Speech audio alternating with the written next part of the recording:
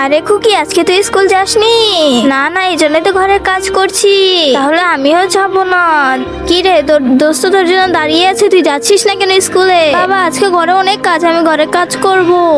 আরে এখন সময় তোর স্কুল যাওয়ার। বাবা, আজকে আমি সারাদিন কাজ করব, তাও স্কুল যাব না।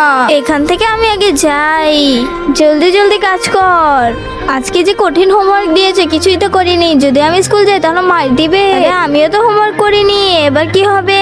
আমিও স্কুল যাব না। এই দড়ি দিয়ে আমি চলে যাই এখান থেকে।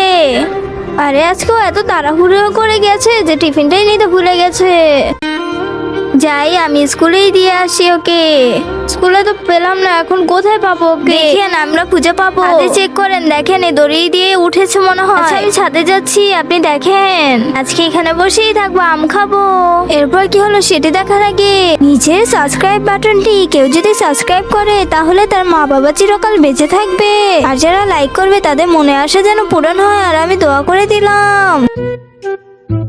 আরে তুই এখানে বসে আম খাচ্ছিস?